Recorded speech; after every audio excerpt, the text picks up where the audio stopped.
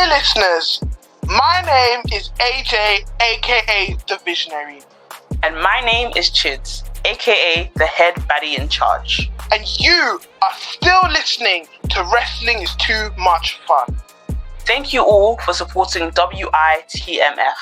For the next few weeks, we'll be giving you micro episodes. What is a micro episode, I hear you ask? There'll be short, bite-sized episodes to keep you updated and connected with Wrestling is Too Much Fun. Chidz and I are going to be using technology, basically our mobile phones, to share our thoughts and spill the tea about all the shenanigans in the weird and wonderful world of wrestling. Oh, you thought we'd be gone? Think again. The new format is temporary, and we'll be back with new full episodes before you even know it. In the meantime, check out our previous episodes and share them with your friends, family, co-workers, your bosses that you hate, everyone. Now let's get into the wrestling with the breaking news.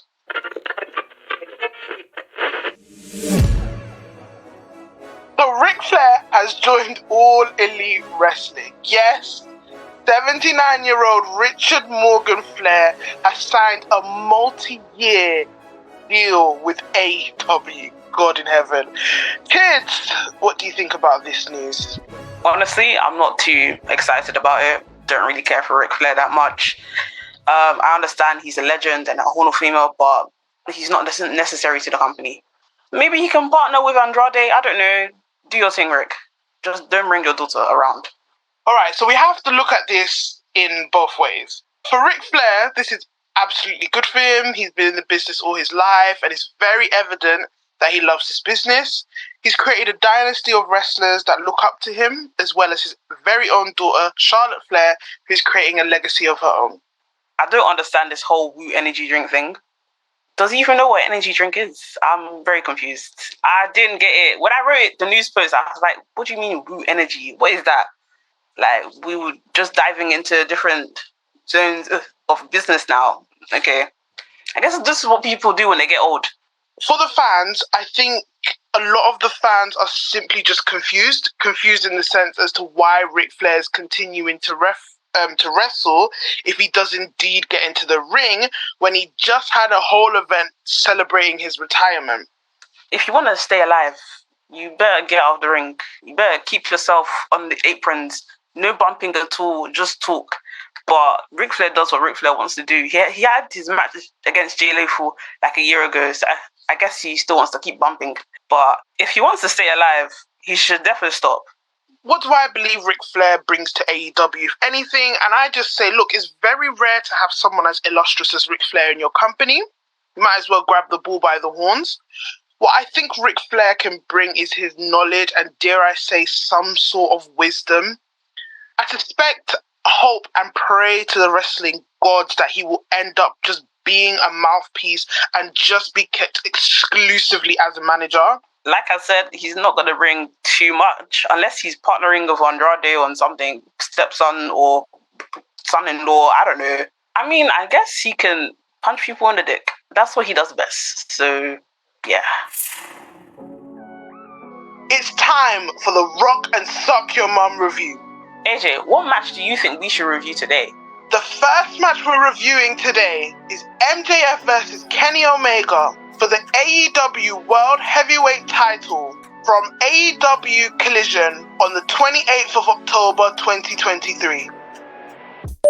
Honestly, I feel like this current part of MJF's run has been really good, so I was really excited to see him face off against Kenny Omega. Obviously, everybody knows Kenny Omega is my GOAT.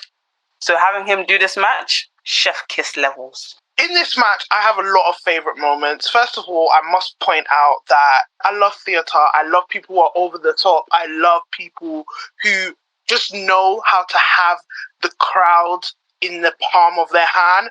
And with MJF, he's very theatrical. He almost treated this match at the beginning like a pantomime, like he wasn't serious at all. He was having a play around with the crowd. This especially showed when he Irish whipped Kenny Omega into the ropes, and obviously Kenny does his usual, throw himself to the ground. MJF just simply steps over him and does the infamous Ric Flair walk. Obviously, we talked about Ric Flair and his influence So my first favorite spot was the buckle bomb Kenny did onto MJF, and then MJF countering it with a lariat. Really shows the desperation between both fighters. Really enjoyed that. And then my second favorite spot was the dragon suplex on the apron.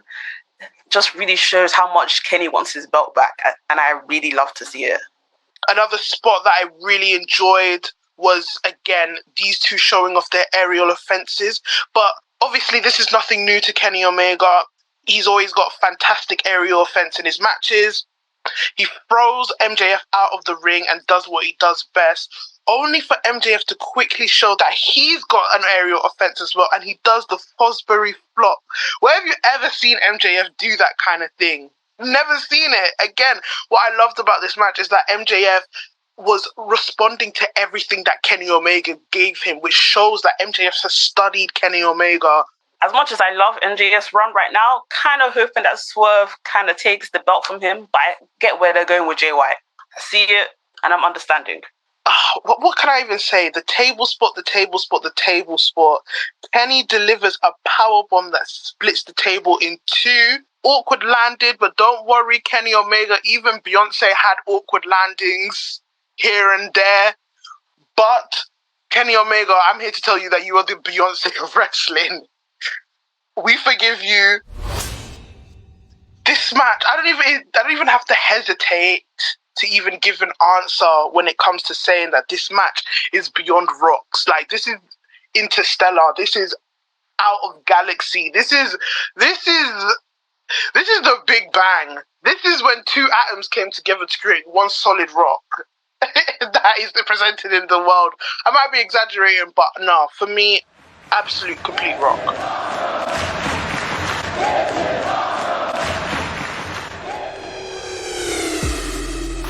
Thank you for listening to Wrestling is Too Much Fun. Please remember, the world of wrestling is huge. So no matter what floats your boat, there's something for you.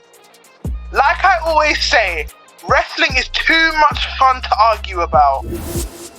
Wrestling is Too Much Fun is hosted by yours truly, Angela Johnson, aka AJ the Visionary. And me, Chidz, aka the head baddie in charge. Executive producers for Unedited are Andrew Spence and Bernard Achampong. Produced by Christopher Mitchell, aka the actual factual for Breaking Atoms. Anyways, I have to pop off. My battery's about to die. So until next time,